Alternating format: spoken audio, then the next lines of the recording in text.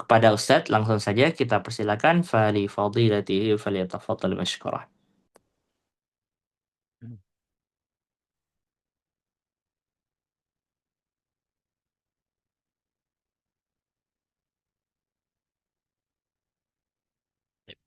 Bismillahirrahmanirrahim. Assalamualaikum warahmatullahi wabarakatuh. Waalaikumsalam. Innal hamdalillah nahmaduhu wa nasta'inuhu wa nastaghfiruh wa na'udzu billahi min shururi anfusina wa min sayyiati a'malina. Man yahdihillahu fala mudilla lah wa man yudlil fala hadiya lah. Asyhadu an la ilaha illallah wahdahu la syarika lah wa asyhadu anna Muhammadan abduhu wa rasuluh la nabiyya ba'dah. Amma ba'd. Puji syukur senantiasa kita panjatkan kehadirat Allah Subhanahu wa taala yang mana dengan karunia Allah lah kita masih diberikan selalu kesempatan dan kesempatan untuk memperbanyak amalan-amalan kebaikan kita. Yang mana dengan amalan-amalan tersebut kita berharap rahmat Allah untuk dimasukkan ke dalam surganya kelak di akhirat.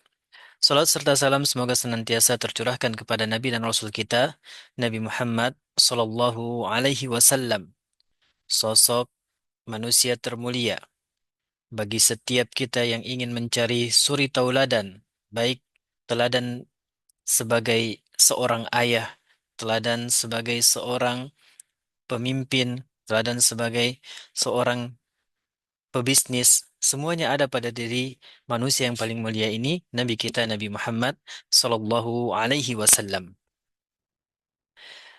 Pemirsa yang dimuliakan oleh Allah Azza wa Jal,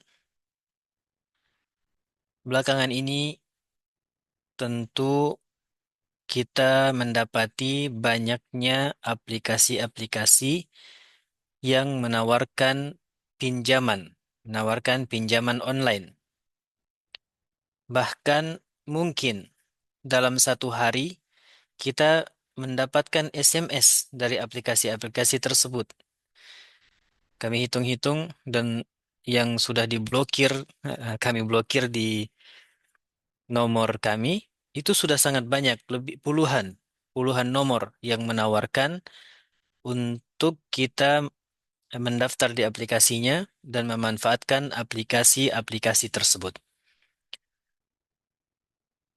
Sebelum kita berbicara tentang apa yang tertuliskan di judul pemanfaatan diskon atau pemanfaatan promo diskon yang diberikan oleh aplikasi-aplikasi pinjaman online, maka kita harus mengetahui terlebih dahulu apakah aplikasi-aplikasi ini diperbolehkan kita gunakan atau tidak. Ketika kita membicarakan satu aplikasi, maka kita harus melihat apa yang dia tawarkan. Pada salah satu kajian kita yang kami bawakan dahulu dengan judul pinjol syariah ya, pernah kita jelaskan tentang pinjol syariah. Mungkin kami akan mengulang sedikit di sini. Hukum-hukum berkaitan dengan pinjaman online. Hukum-hukum yang berkaitan dengan pinjaman online. Kalau kita lihat apa yang ditawarkan oleh aplikasi-aplikasi tersebut, maka kita akan mendapati kebanyakannya menawarkan menawarkan pinjaman uang kepada kita, lalu diminta untuk mengembalikan pinjaman tersebut dengan bunganya. Artinya, dia mencari keuntungan dari usahanya tersebut, usaha aplikasi pinjol atau apa yang dikenal pinjol, pinjaman online. Apa hukumnya ini? Apa hukumnya meminjam dengan keuntungan? Pernah kita jelaskan bahwa utang piutang yang mempersyaratkan padanya keuntungan, maka dia termasuk riba. Kalau kita mau membahas tentang dosa riba ini, kita bisa merujuk kembali ke surah Al-Baqarah di ayat 275 sampai 281. Ayat-ayat ini berurutan dalam satu halaman. Allah jelaskan secara detail baik bahaya-bahaya yang kita dapatkan atau ancaman-ancaman yang kita dapatkan dari perbuatan riba. Ini maksud di ayat ini adalah riba utang. Maupun bagaimana cara bertaubat darinya. Kalau kita mereview sejenak isi ayat-ayat ini, setidaknya ada tiga ancaman atau tiga hal yang harusnya dengan tiga hal ini kita meninggalkan segera dosa riba. Yang pertama disebutkan di awal-awal halaman tersebut, alladzina ya'kuluna riba la yakumuna illa kama yakumul ladzi yatakhabbathu syaitanu minal mas. Mereka-mereka yang memakan riba tidak akan dibangkitkan nanti di akhirat kecuali seperti di seorang yang sedang terpengaruh atau sedang dipengaruhi oleh syaitan ya, seperti kesurupan. Sebentar, ada yang ingin kami setting.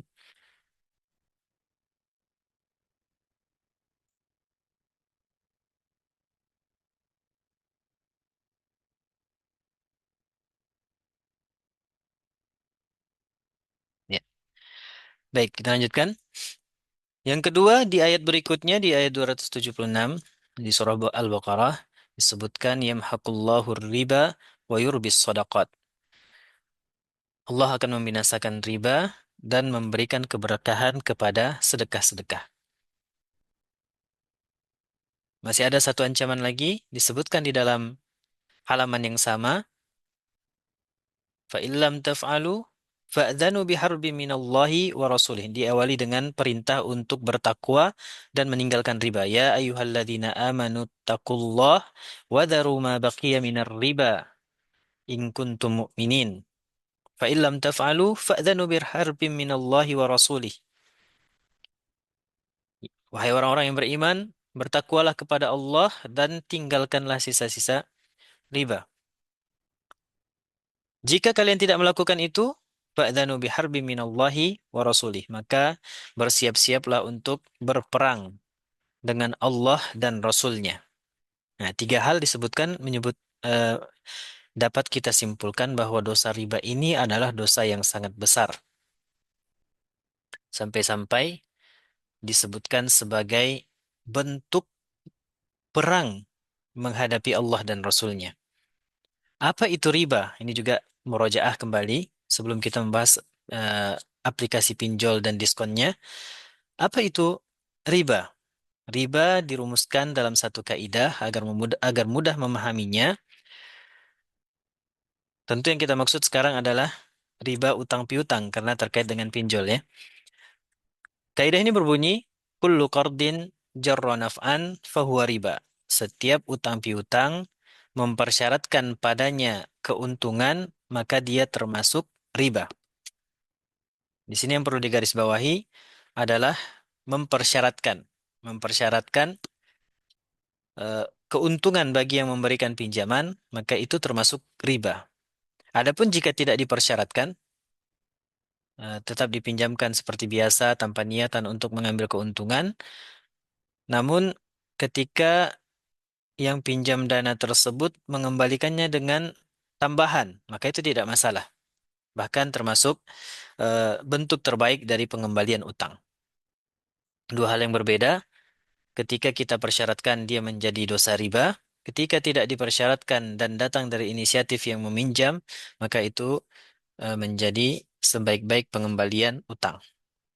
Itulah akad qard, utang piutang eh, yang akan menjadi fokus pembahasan kita ketika membahas aplikasi pinjol dan diskonnya nanti. Baik, jadi kita bisa ambil kesimpulan setiap perusahaan atau setiap yang melakukan usaha untuk meraih keuntungan dari proses utang piutang, maka perusahaan tersebut sudah masuk kepada transaksi riba.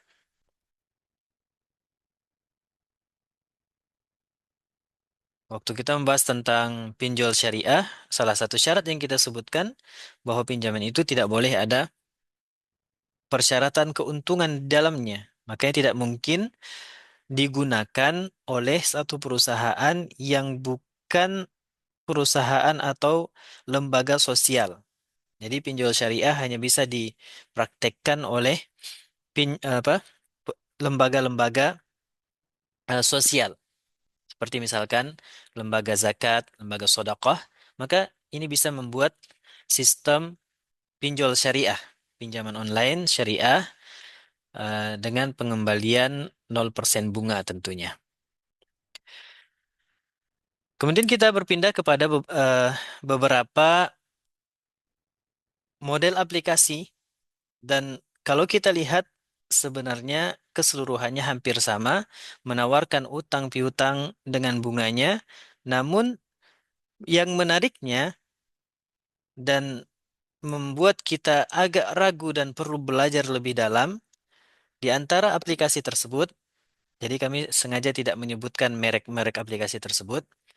Jadi di antara aplikasi tersebut ada yang menawarkan kepada kita, misalkan pinjaman dana untuk membayar belanjaan kita dengan bunga 0%. Dengan bunga 0% jika kita memilih tenor 3 bulan. Jadi selama kita tidak melewati jangka waktu 3 bulan, maka tidak ada bunga. Bayar sesuai dengan yang kita gunakan. Ini kita akan bertanya apakah ini boleh atau tidak. Nanti kita bahas. Nah, aplikasi ini menawarkan seperti itu bahwa dikatakan jika tenor yang kita pilih adalah 3 bulan, maka bunganya 0%. Tapi di klausal berikutnya, tetap saja dikatakan jika ada keterlambatan, maka ada denda. Maksudnya ketika kita membayar di saat sudah lewat jatuh temponya, maka di situ tetap ada denda yang dipersyaratkan. Juga ketika kita memilih tenor yang lebih tinggi, dia ada pilihan 6 bulan, 9 bulan misalkan, yang lebih tinggi dari 3 bulan yang dikatakan 0%, maka itu jelas-jelas dikatakan ada bunganya sekian per bulannya. Nah, apakah boleh menggunakan ini?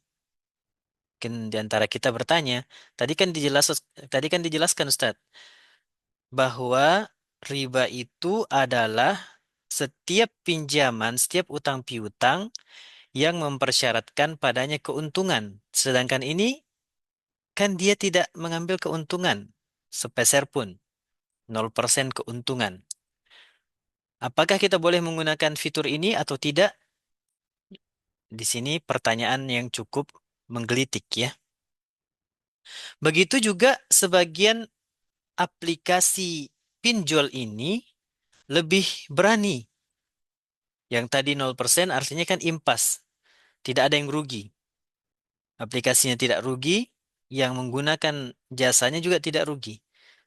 Namun ada juga fitur yang lebih berani lagi dengan memberikan atau membayarkan tagihan kita di diskon 50%. Contoh misalkan eh, ketika kita membayar belanjaan kita di satu swalayan.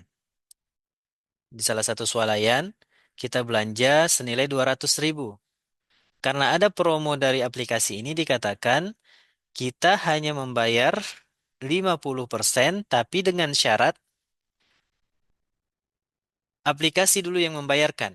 Jadi kita disuruh berhutang dulu. Kita disuruh berhutang untuk membayarnya 50% saja. Misalkan tadi harga total belanjaan 200.000, kita di aplikasi ketika kita bayar langsung yang dibayarkan, yang ditagih ke kita cuma 100.000, tapi utang. Jadi belanjaan tadi di, dibayarkan terlebih dahulu oleh aplikasi dan ketika kita membayarnya kurang dari 3 bulan, maka tidak ada keuntungan apapun yang didapatkan oleh aplikasi. ini secara zahir, secara nampak, secara penampakan yang jelasnya, cara penampakan yang jelasnya. Nah, sampai di sini mungkin kita masih mengatakan, oh berarti boleh. Nah, karena banyak komentar-komentar pengguna, mumpung ada gratisannya atau mumpung ada diskonnya, dan kita juga tidak mau menunda-nunda pembayaran. Kalau sudah bayar langsung apa, kalau sudah dapat barangnya langsung dibayar, kan tidak ada riba di situ. Nah, secara kasat mata memang terlihat seperti boleh ya, terlihat seperti boleh karena dia tidak ada mengandung persyaratan atau tidak terlihat kita memberikan bunga kepada aplikasi. Nah, ketika kita melihat fenomena ini dan bahkan ada di antara ikhwah yang sering ikut pengajian menawarkan kepada teman-temannya, saudara-saudaranya untuk mengambil manfaat ini. Manfaat mendapatkan diskon 50% eh, tanpa ada bunga di situ, tanpa ada bunga karena kita langsung bayar. Setelah kita dapatkan manfaatnya, pemotongan 50% langsung kita bayar. Nah, disinilah pertanyaan besarnya. Boleh tidak mengambil manfaat diskon tersebut dan tidak ada syarat keuntungan di dalamnya. Mari kita bahas perlahan-lahan. Pertama, aplikasi ini kalau dia 100% usahanya memang pinjol saja, pinjaman online saja. 100% ya. Maksudnya memang aplikasi ini dibuat untuk memasarkan atau untuk mencari mereka-mereka yang mengambil utang dari aplikasi ini, kemudian diambillah keuntungan dari utang-utang tersebut. Nah, jadi pinjol pinjol riba kita bilang aja gitu ya, supaya membedakan antara pinjol syariah yang pernah kita jelaskan. Jadi kalau aplikasi ini 100% pinjol riba, maka artinya barang ini adalah barang haram. Barang ini adalah barang haram atau aplikasi itu aplikasi yang haram. Tidak boleh kita ambil dia, tidak boleh kita download dia walaupun dengan iming-iming seperti tadi. Iming-iming bunga 0%, iming-iming diskon 50%. Ini eh, sebentar.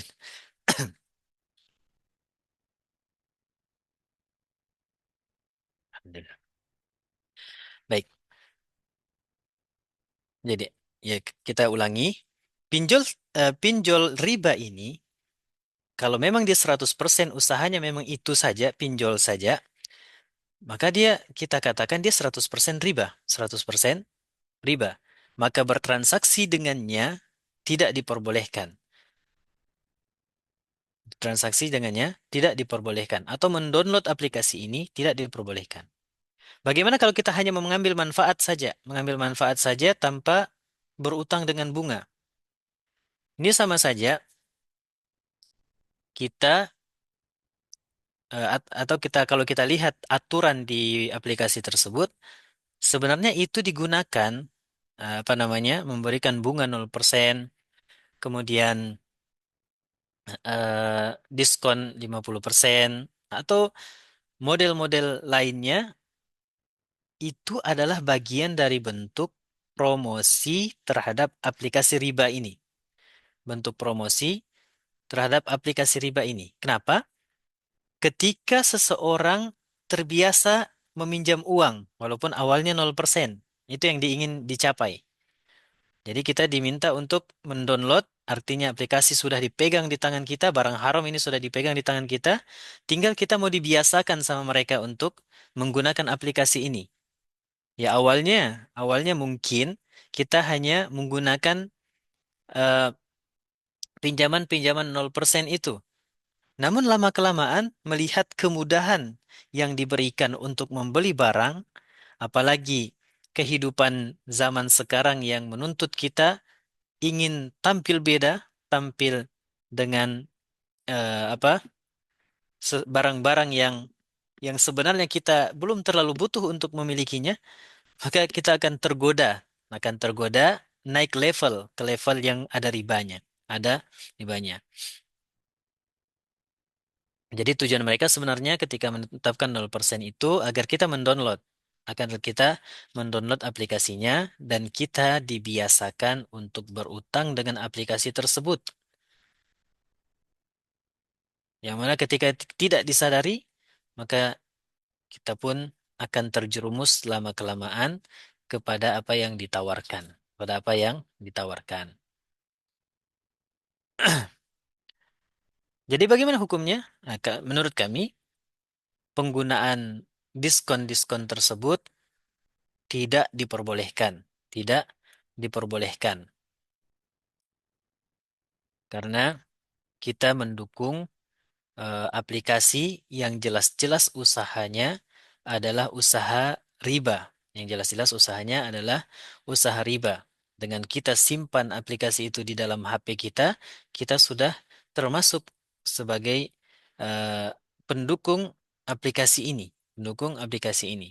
Bagaikan ketika seorang ingin eh, memasukkan harta haram ke rumah seseorang, biasanya ada iming-iming yang menguntungkannya dan akhirnya nanti akan dibalik. Seperti juga apa yang dilakukan oleh aplikasi-aplikasi judol, judi online. Biasanya member-member baru akan diberikan kemenangan-kemenangan, yang mana dengan kemenangan-kemenangan tersebut akan menarik mereka semakin dalam, kemudian akhirnya dibalik. Ya, jadi eh, aplikasi tentu ingin untung, maka dibalik eh, member itu akan sulit menang ketika dia sudah mempertaruhkan yang besar. Begitu juga dengan pinjol riba ini, mereka menggunakan eh, kesempatan kesempatan sukanya orang Indonesia dengan yang namanya diskon, maka diberikanlah diskon untuk menggait sebanyak-banyaknya member yang mendownload aplikasi ini. Yang kalau dilihat eh, lihat kecenderungannya, kami sempat tadi baca-baca di searching di Google, melihat kecenderungan mereka-mereka yang sudah download aplikasi ini akan tergoda untuk mencoba, apalagi ketika ditimpa kebutuhan, satu kebutuhan. Misalkan dia butuh membeli satu barang yang terpikir langsung, oh saya punya aplikasi yang bisa menalangi terlebih dahulu. Nanti sampai-sampai eh, bisikan-bisikan setan yang lainnya mengatakan, ini kan barang darurat, maka bolehlah kita menggunakan transaksi riba disebabkan kedaruratan tadi. Padahal dosa riba yang paling kecil disebutkan dalam suatu hadis, dosa riba yang paling ringan, yang paling kecil itu seperti seorang laki-laki yang menzinahi ibu kandungnya. Bayangkan dosa zina saja itu sudah dosa besar. Apalagi jika yang dizinain itu adalah mahramnya, dan lebih berat lagi ketika yang dizina itu adalah ibu kandungnya sendiri. Nah, di sini kita melihat eh, bahwa dosa riba itu sangatlah berat, lebih berat dari perzinahan. Sehingga dikatakan dosa riba yang paling ringan seperti seorang laki-laki yang menzinahi ibu kandungnya sendiri. Maka setelah kita menyadari hal ini, maka janganlah sampai tergoda untuk mendownload aplikasi-aplikasi ini dengan imbalan yang tidak seberapa, tapi kita telah memasukkan seperti memasukkan bara api ke dalam HP kita, yang mana suatu saat dia akan menjerumuskan kita kepada hal yang sangat berbahaya ini. Jadi kalau kita ingin simpulkan pada kesempatan yang berbahagia ini bahwa promo diskon yang diberikan oleh aplikasi pinjol, pinjaman online, tidak dibenarkan untuk diambil. Ini jika 100% aplikasi itu memang fiturnya hanya pinjol saja. Fiturnya hanya pinjol saja. Berbeda dengan aplikasi-aplikasi pembayaran. Aplikasi-aplikasi pembayaran ini kan dia membuka jasa kepada kita untuk membantu pembayaran. Nah, ketika dia ada promo-promo, diskon atau apa sebagainya, jika promo-promo tersebut tidak terkait dengan uang yang kita titipkan, tapi promo tersebut memang eh, pihak aplikasi ingin mengenalkan kepada kita, maka itu bisa diambil. Berbeda dengan pinjol yang 100% riba. Adapun aplikasi pembayaran, ya pay gitu ya, aplikasi pembayaran, maka diskon-diskonnya itu masih bisa kita manfaatkan. Sampai di sini mungkin pengantar dari kami dan semoga bermanfaat dan kami kembalikan kepada host kita. Todol, Ustaz. Baik, Ustaz. Masya Allah, syukran wa jazakum khairan kepada Ustadz kita di malam hari ini yang telah memaparkan atau memberikan kita penjelasan terkait dengan uh, pemanfaatan ya voucher diskon atau potongan harga pada aplikasi pinjol ya.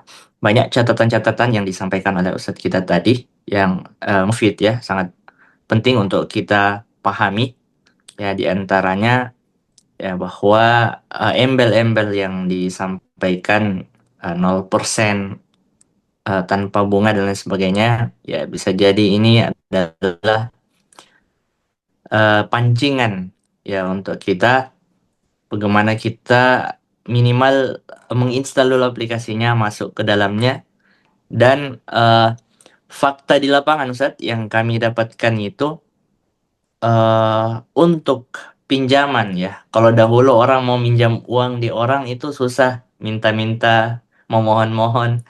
Sekarang justru sebaliknya ya. Ketika seseorang mau meminjam, tidak sengaja saja klik klik satu klik saja itu langsung ACC. Jadi orang yang ada tidak sengaja klik, dia langsung cair ya 10 juta, 20 juta yang akhirnya harus berurusan dengan pinjol ini. Ya, jadi memang itu langkah-langkah yang disiapkan oleh mereka agar kita terjatuh dalam salah satu hal yang besar dalam syariat kita, yaitu hal riba. Jazakallah khairan kepada Ustadz kita atas materinya. Baiklah, para pemirsa, kami berikan kesempatan kepada pemirsa di malam hari ini untuk bertanya. Kita punya sekitar 25 menit, ya, sampai pukul 10 tepat. Insya Allah, kita akan masuk pada sesi kedua, sesi tanya-jawab. Eh, kita mulai dari kolom komentar live Zoom yang sudah masuk dari pertanyaan dari Umur Rafli. Bismillah, Afwan Ustadz izin bertanya. Bagaimana hukumnya kalau kita menyicil barang? Contoh, kita menyicil HP kepada seseorang, tapi orang tersebut memberikan kita uang cash. Lalu kita membeli HP yang kita mau, misalnya HP itu 2 juta. Lalu kita cicil tiap bulannya. Tidak ada keuntungan yang kita dapat. Tetap 2 juta yang kembali uangnya. Karena kami pernah dengar katanya yang seperti ini riba tanpa bunga. Bagaimana penjelasannya, Ustaz? Eh, Wah, riba tanpa bunga ya.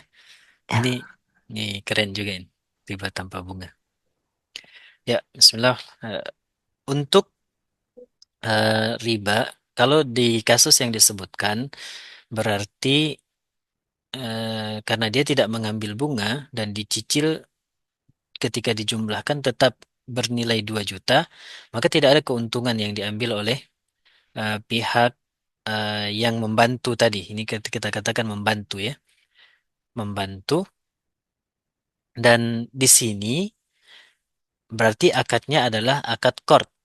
Dan akad qard itu dibolehkan ketika tidak ada persyaratan keuntungan. Maka di sini aman. Aman karena dia utang kemudian dibayar sesuai dengan jumlah utangnya.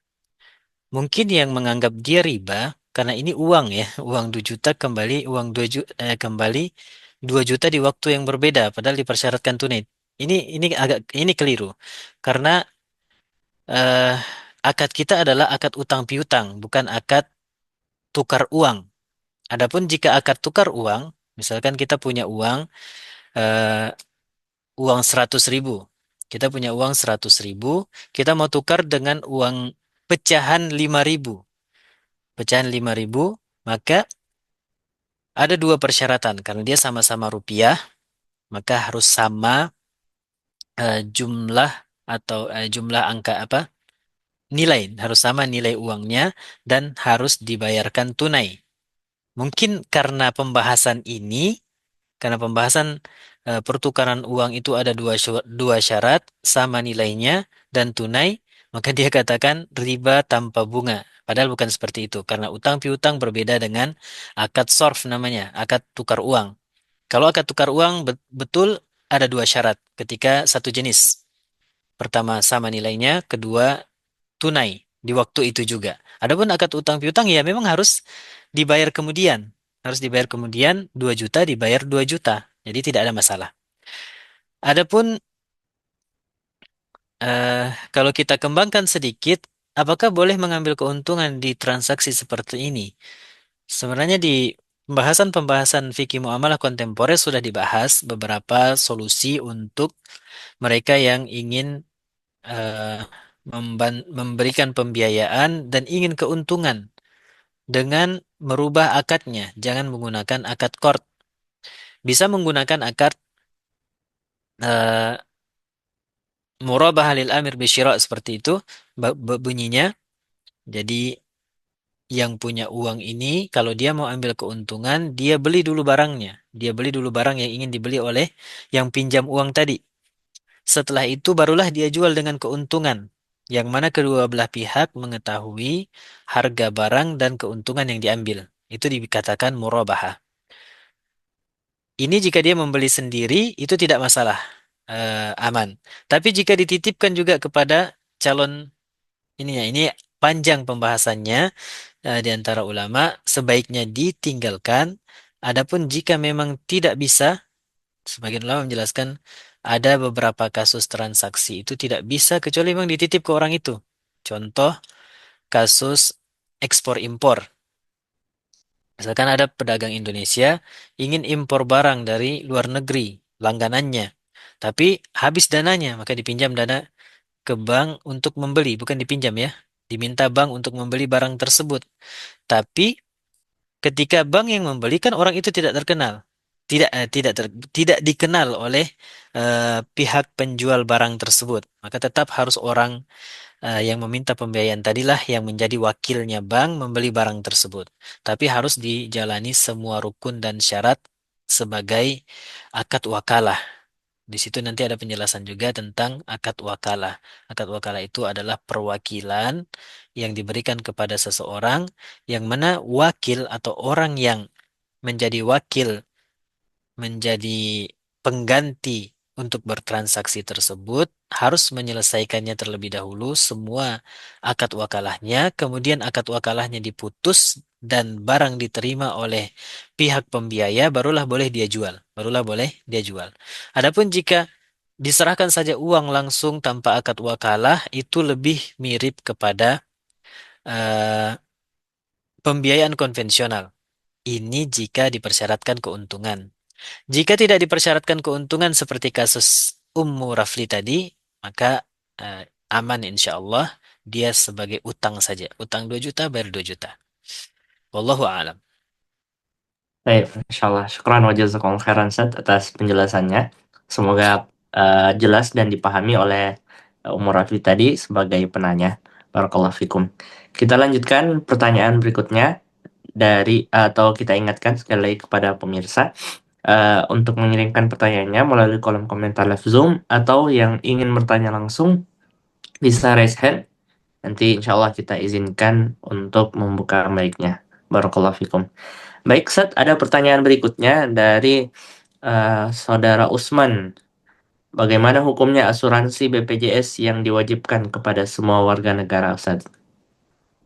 Ya, BPJS ini sejatinya berbeda dengan asuransi yang biasa ya.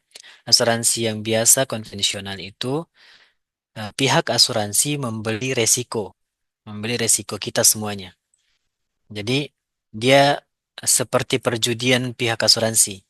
Ketika mereka mengambil uang dari kita, uang premi, mereka katakan bayar setiap bulan sekian, nanti jika Anda sakit saya yang tanggung.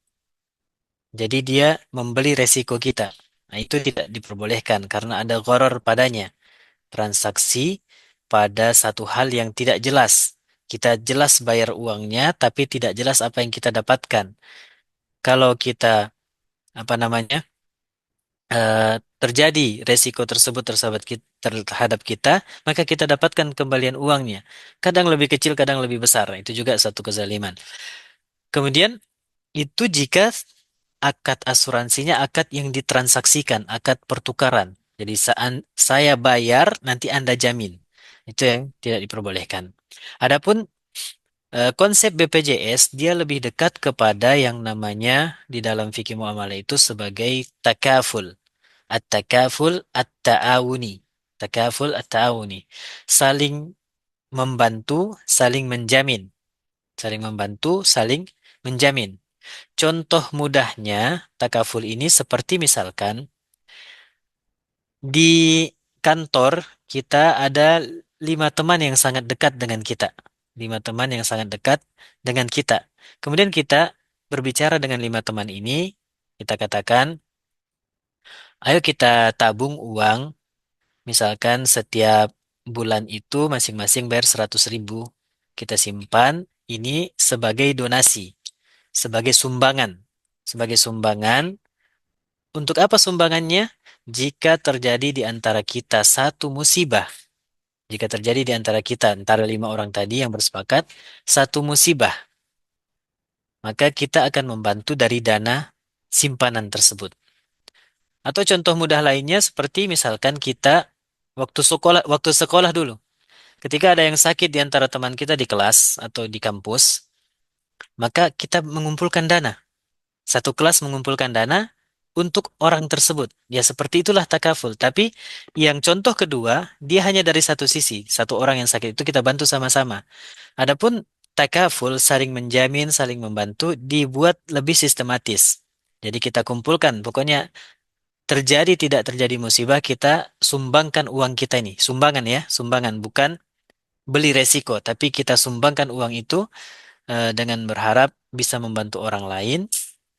Dan yang namanya sumbangan tidak diingat-ingat lagi. Kalau sudah kita setorkan, itu sumbangan untuk membantu. Namanya juga kan BPJS ya, jaminan sosial. Nah, jaminan sosial.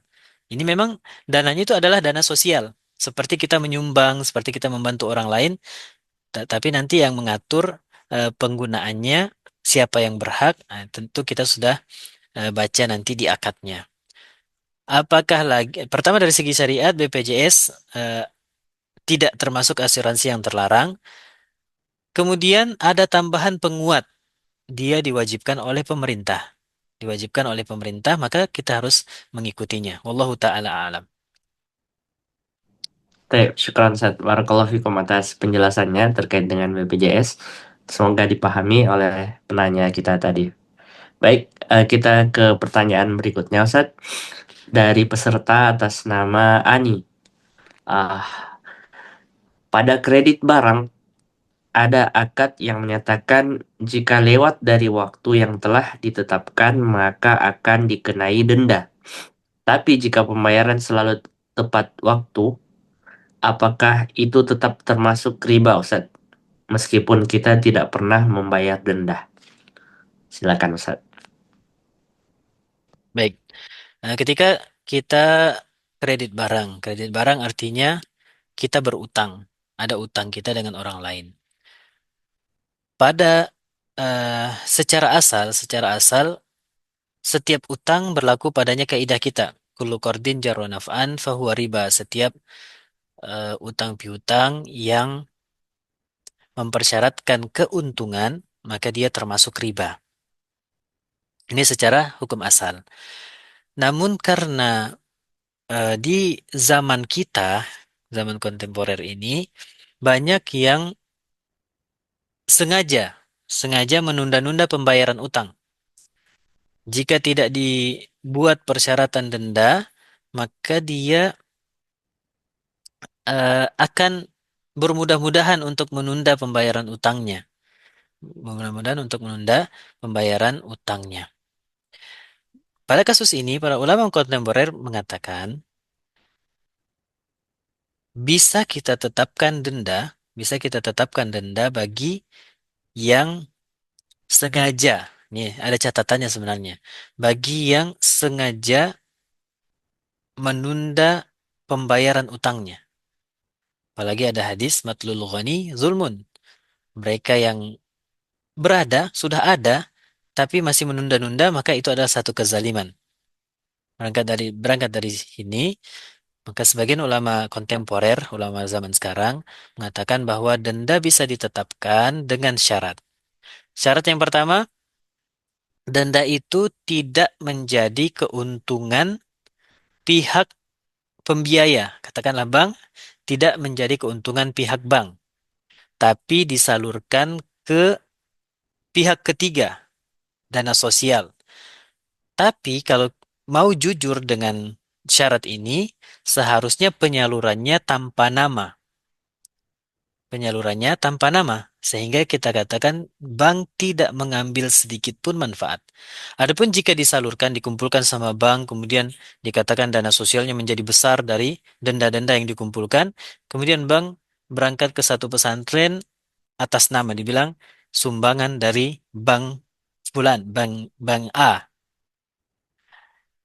Ini ketika dia diakui sebagai sumbangan bank tersebut, artinya bank mengambil keuntungan. Keuntungannya keuntungan apa? Keuntungan dianggap sebagai dermawan yang suka membantu, bank ini suka menyalurkan dana sosial. Padahal itu dana haram yang dia yang jika diklaim jadi keuntungan dia menjadi haram.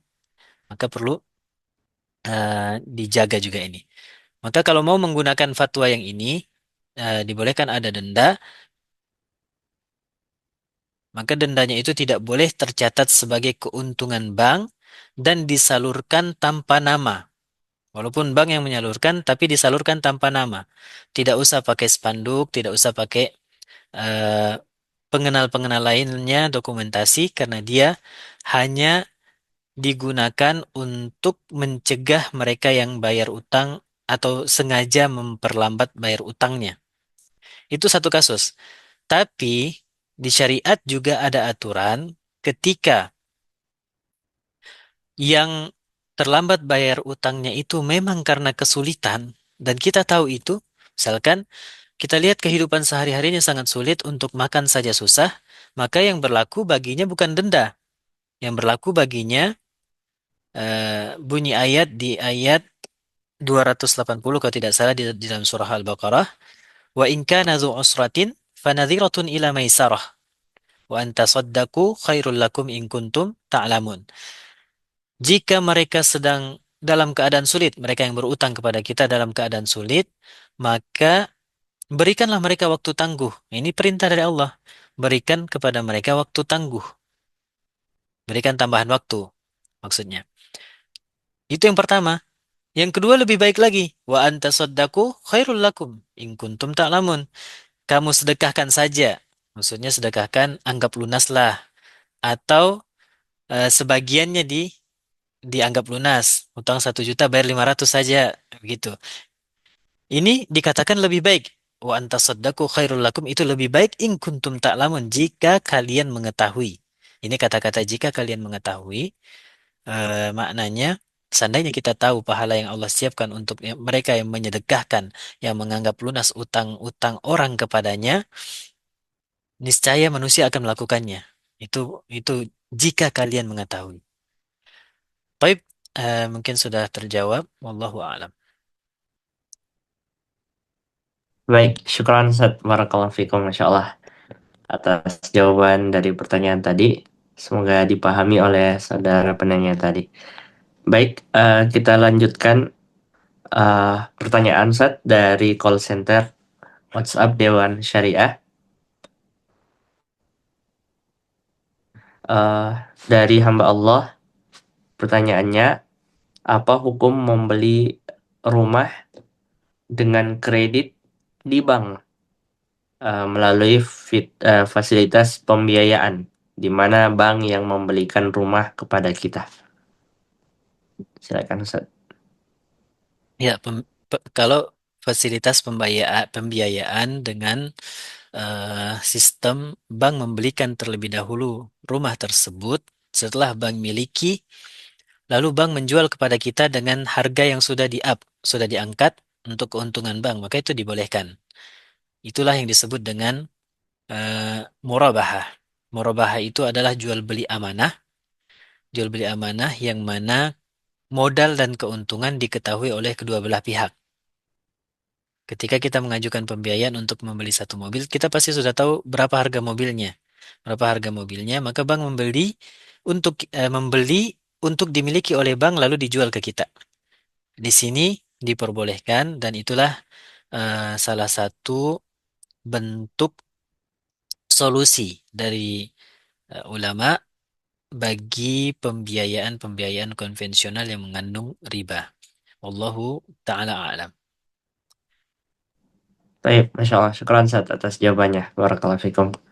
Baik, pertanyaan berikutnya Ustaz dari call center, tapi ada juga di chat Zoom dari peserta atas nama Rian Fitrian.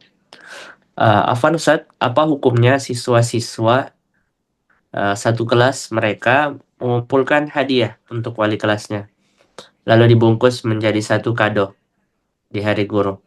Jadi mereka mengumpulkan dalam satu bentuk hadiah.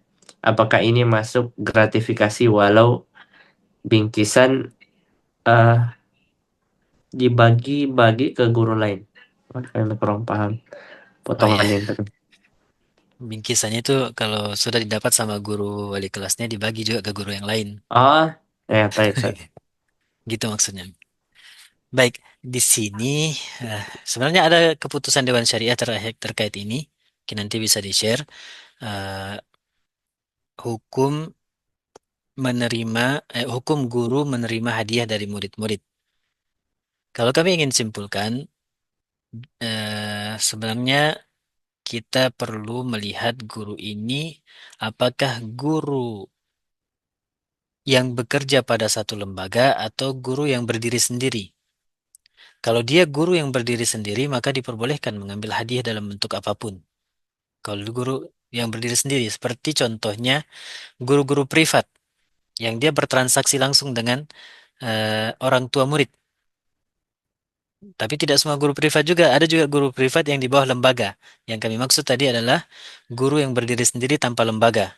Maka diperbolehkan untuk menerima hadiah dalam bentuk apapun.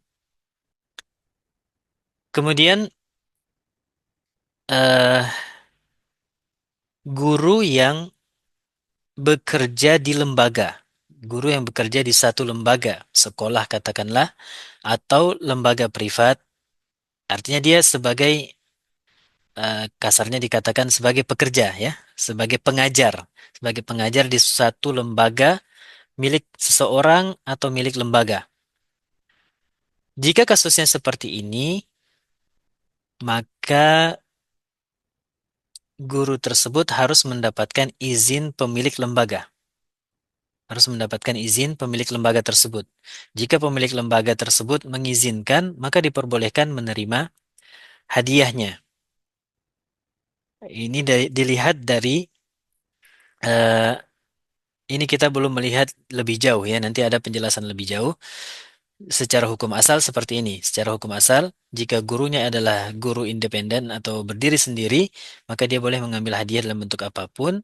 Jika guru tersebut bekerja di satu lembaga, maka dia harus mendapatkan izin pemilik lembaga tersebut, pemilik sekolah tersebut. Harus mendapatkan izin pemilik sekolah tersebut. Kemudian ada satu batasan lagi yang dituliskan di SK Dewan Syariah itu adalah jika dikhawatirkan hadiah tersebut bisa mempengaruhi sikap gurunya, bisa mempengaruhi sikap gurunya, baik dalam penilaian ketika menuliskan nilai, ada murid yang diingat sering kasih hadiah, maka langsung bagus nilainya. Atau satu kelas kasih hadiah, maka di kelas itu nilainya langsung bagus semuanya. Padahal gurunya berbeda-beda, mengajar di berbagai kelas. Tapi karena kelas yang satu ini selalu memberikan hadiah, maka itu apa namanya? Biasanya tidak disadari. Biasanya tidak disadari langsung datang dari hati kita. Ketika kita sering diberikan hadiah oleh orang lain, kita juga berbuat baik kepadanya. Sehingga mempengaruhi penilaian kita di rapot atau di hasil ujian. Jika hal ini terjadi pada diri setiap guru dan dia khawatir untuk terjerumus kepada hal ini, maka dia menolak dengan bijaksana, menolak dengan halus ya, dengan penjelasan bahwa saya takut mempengaruhi kinerja penilaian saya. Saya takut mempengaruhi kinerja penilaian saya. Lebih lengkapnya mungkin bisa nanti di-share SK Dewan Syariah terkait dengan hadiah untuk guru. Wallahu ta'ala a'lam. Baik, Masya Allah, syukran wa barakallahu fikum Ustaz atas jawabannya. Pertanyaan terakhir di malam hari ini mungkin Ustaz, dari peserta atas nama Ummu Kulsum. Eh, Pertanyaannya, Afwan Ustaz, ada dua pihak yang bekerja sama. Pihak pertama menyiapkan modal, pihak kedua bekerja menjalankan usaha. Kemudian mereka melakukan akad, yaitu ketika ada keuntungan dari hasil penjualan maka dibagi 40% dari pemilik modal dan 60% yang menjalankan usaha. Apakah yang seperti ini dibolehkan, Ustaz? Ya, akad ini di, lebih dekat disebut sebagai akad mudharabah.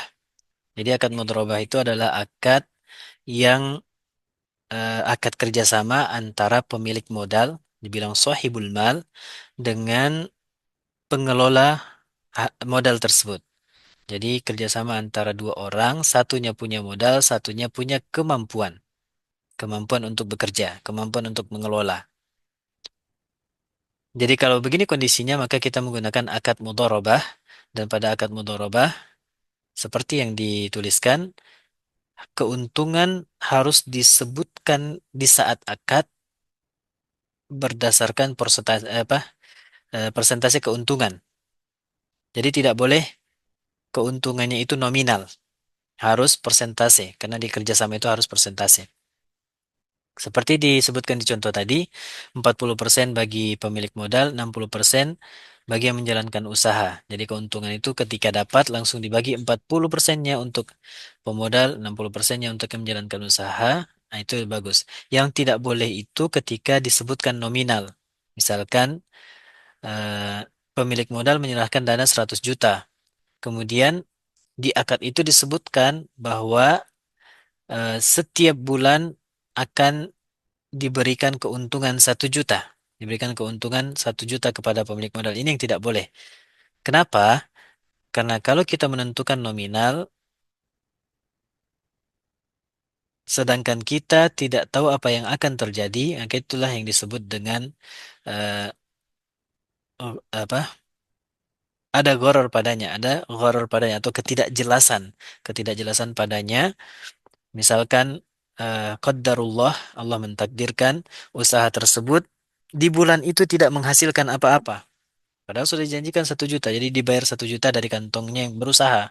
Atau sebaliknya, di bulan tertentu keuntungannya banyak sekali, lebih 10 juta.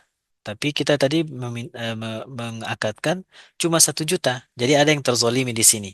Adapun dalam bentuk persentase, maka berapapun yang didapatkan, untung atau rugi, maka keuntungannya itu berdasarkan persentasenya.